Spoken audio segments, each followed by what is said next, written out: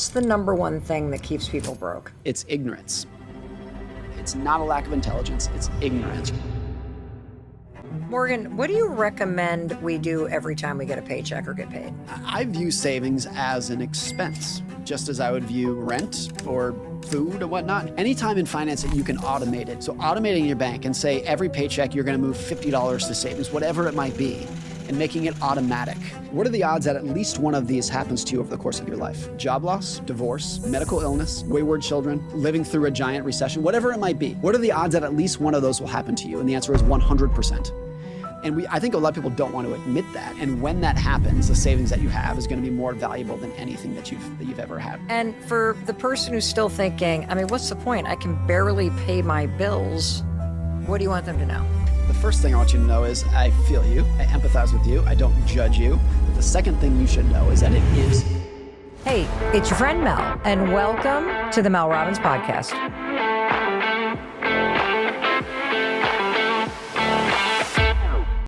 I think it would be that your ability to feel wealthy, to feel rich, to be financially independent is absolutely in your control. It doesn't matter who you are, where you're from, how much money you make, what your job is, you can do it.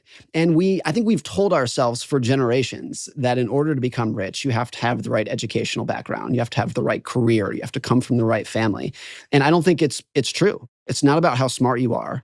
It's about how you think about money. It's about how you behave. And behavior is in everybody's control. I don't know why I believe you, but I do. That's good. I literally, no matter how in debt you are, no matter how old you are, you can learn. And that's kind of one of the big lessons I'm going to talk about that I've distilled from your work that has changed my life and my relationship with money and the way I think about money, the way I save it, the way I spend it.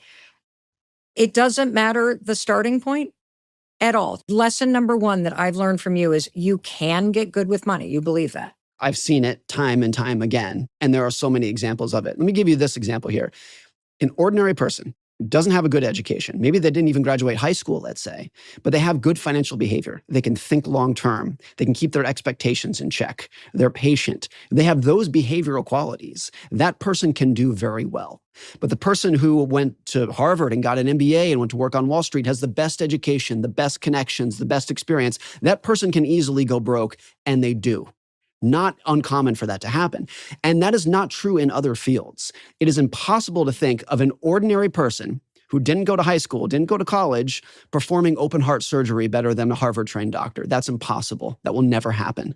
But it does happen with money because it's not about what you know. You don't need to know the secret formulas. You don't need to have secret connections. If you just get your behavior right and your thinking right, you can do well.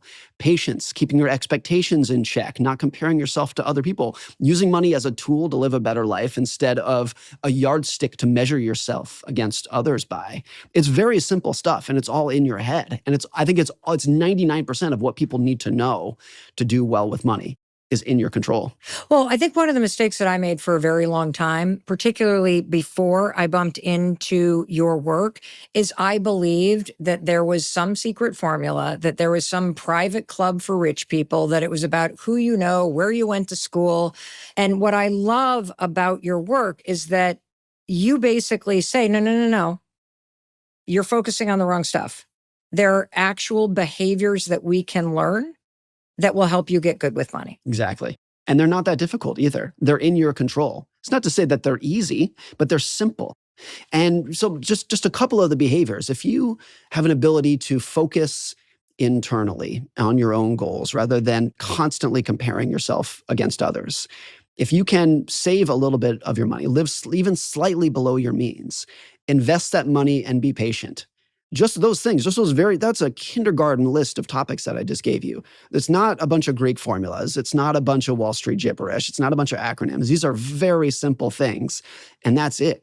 Part of this too is redefining what I mean by financially successful. I'm not talking private islands and private jets, but for most people, what they actually want, if you said, what is your ultimate financial goal? They would say, I want to have a stable housing for myself and my family.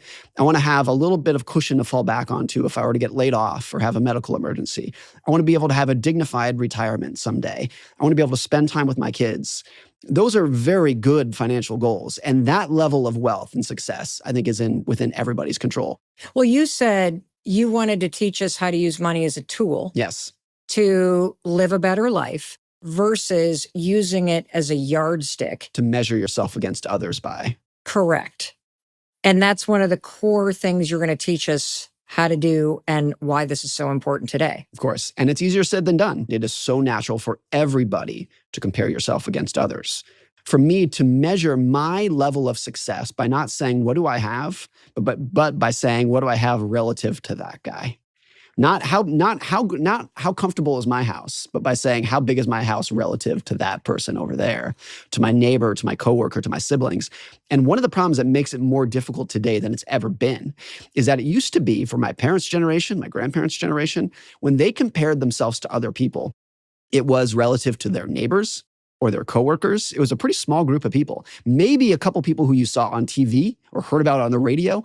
But now today, just everybody, including myself, their comparison group is the most sophisticated algorithm on Instagram or TikTok. And so no matter how well you're doing, no matter how great your house is, no matter how much money you're making, you turn on Instagram 100 times a day like everybody else, you open it up, and there is somebody out there who looks better, happier, more successful, more beautiful than you are. And so this topic, I think, has always been true. It's always been important. It is more important today than it's ever been. The idea of keeping your expectations in check, because it's easier today than it's ever been to let your expectations just spiral out of control. I see this with my own kids, my 9-year-old son. When I was growing up, normal people drove old pickup trucks and rich people drove new pickup trucks. That was like the definition in my head. Like if you had a new pickup truck, like, oh, there's a rich person. My son, who's 9, his definition of rich is like a private jet and a private island. Because he watches Mr. Beast and it's like, oh, sit in the circle and you win $1 million kind of thing. It's a completely different level of expectations than even I had 20 or 30 years ago. And so And the hardest thing you're going to have is that even though you're one of the most compelling financial experts on the planet, your kids won't listen to you, Morgan. No, of course not. Of course not. No. I think that's a really important place to start because you have already dropped so many takeaways. And one of them was developing a skill set of looking inside yourself for what matters rather than looking outside yourself at Mr. Beast or what's on the social algorithm or what your neighbor is driving for that yardstick. But you did mention this sense that you're falling behind. Yeah. And so many people today in particular are feeling like they're falling behind. I mean, we have a 26-year-old and a 24-year-old, and they are already feeling as though, okay, I'm not making enough money. And how am I ever going to buy a house? How am I going to pay for a life? If the person listening has that sense that they're falling behind, particularly if you're older, and you say it's too late, like I've already blown it, Morgan, what do you want them to hear right now? I think there's a couple of things. One is empathy, because there are areas in life where particularly a lot of people in their 20s, 30s, and 40s are falling behind relative to previous generations, particularly something like home ownership, where it was more attainable in previous generations than it has been, particularly in the last couple of years. So empathy, this is not me saying, oh, you should just feel better. You should just be more grateful for what you have. You actually are doing fine. There is some empathy that has to be involved here. And also for people that thought they were going to be able to retire at a certain age, and then the cost of living has gone up so much, or medical bills are at a certain state that you're realizing, oh my God, I don't have enough money to be able to retire. And so it is important to basically go, these are very real feelings that people have right now. And so if we start with empathy, where do we go next, Morgan? Well, I think you start with empathy because if somebody feels like they're falling behind, that's their truth. But I think it's important to realize too that all happiness is just the gap between expectations and reality. All right, say that again. All happiness is the gap between expectations and reality. You have the life you're living, you have the life you expect to live.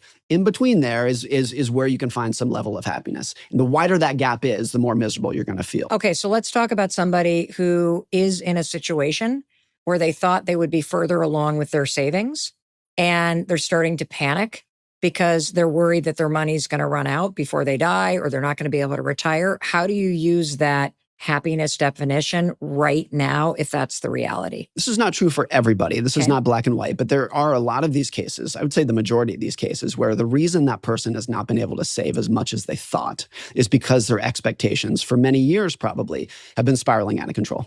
And they were spending more money than they should have been because they were trying to chase who they wanted to be, even if it wasn't necessarily the level of lifestyle that they could afford. And so they were renting an apartment that was very nice because they had an expectation that that's where they should be. And they were comparing themselves to other people, even if it was kind of out of their budget. They were traveling and dressing and eating out in a way because that's who they felt that they should be, even if they couldn't necessarily afford it. Morgan, you're calling us out here, Morgan. I'm calling everybody out. Yes. I've been in this situation too. There's no shame in it. This is a very common thing that I think everyone will experience. And I think a lot of why I got interested in this topic, every book that I've written started with looking in the mirror and being like, when have I been envious? When have my expectations spiraled out of control? No one is immune to this. So there's nothing to be ashamed of. What happens with expectations for a lot of people is, look, if I said, I want to be a 10% better dad, that's a good goal. But what does that mean? What does that even mean? How do I track that? How do I measure? That's impossible. But if I said, I'm living in a 1-bedroom apartment and I want a 2-bedroom apartment, that makes sense. If I said, I want 3 new pairs of jeans, that's easy to wrap your head around. Money is so quantifiable. It's so easy to just say, right now I'm making $20 an hour. I want to get to 25. Got it. I can measure it so quickly that it becomes this thing where we chase money because it's so easy to measure. And we chase spending because it's so easy to contextualize. And so if you don't have a good idea of what a good life looks like, it's very easy to just say, a good life is one in which I have more money. Because it's so much easier to understand than, how can I become a better dad? How can I be a better parent, a better spouse, a better friend, a better worker? That's hard to wrap your head around. Will Smith had this I thought it was so astute and profound. He wrote this in his biography. He said, when he was depressed and poor, he could tell himself, if only I had more money, all my problems would go away. And that gave him hope. I just need to go out and make more money. And once I have more money, all of my depression, all of my doubts will go away. And then he became rich and he was still depressed. And then he said he lost hope because he couldn't say, if only I had more money. And so we chase money because it's so easy to wrap our heads around. And we chase it with the idea that it's the solution to all of our problems, even if it can solve some problems, but not the biggest ones. The hole that you're trying to fill, the psychological hole that you're trying to fill, is probably not going to be filled with money. So the takeaway that I've got from what you just shared, which is much deeper, is that if you're sitting there listening and you're saying, I'm so behind, I'm so behind, I'm so behind, there's 2 things to do. First of all, you're in the right place because we're going to be learning from you exactly what to do, Morgan. And one of the first things you said is, it's not too late because there are simple, you even said kindergarten level behavior changes. Yeah. A lot of what is with finance is that it's not necessarily that these things will make you happier. If you were to have more money, it's not necessarily that you would be happier. And that when most people think, oh, if only I had a bigger house, then I'd be happy. And when you imagine yourself taking a fancy vacation, you imagine how happy you would be. The emotion that you're actually thinking about is not happiness, it's contentment. If I imagine myself in Hawaii with my kids next year, and I'm just envisioning that in my head, I can come up with this emotion inside and be like, oh, that would be great. I would be so happy with that. But actually the emotion that I'm envisioning is being content with that. It's being in Hawaii and saying, this is enough. This is all I want. I don't want anything else. What actually happens to people if they do go to Hawaii with their kids is they're sitting on the beach and they say, if only I had stayed at the nicer hotel. If only we had stayed for a couple days longer. If only we had eaten at the nicer restaurant last night. How come those people got a better room? How come they got better beach chairs? And so you're not actually content with the experience that you're having. And so when you realize that what you're actually chasing is contentment, you're not chasing more. You're chasing I just want to be happy what I have. The first step is realizing that a lot of your money woes and a lot of what you're feeling in terms of falling behind and a lot of your gap between what you have and what you want is solely a factor of your expectations. What if you don't think you're good with money though? Like, because for a long time I had a story in my head, I'm just not good with money. Like I'm bad with money. And let's say you're somebody who's gone through a divorce, you're financially wrecked, you gave all the power to your partner, now you're starting over. Can anyone get good with money for real? You can if you want to. And I think the people who say, I'm not good with money, don't want to be. They use that as their excuse to say.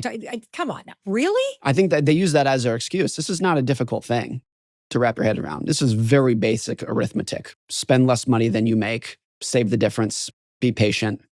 That's it. That's what we're talking about. You can explain this to a 5-year-old. And so if you're saying I'm not good with money, you're making a choice to not get better.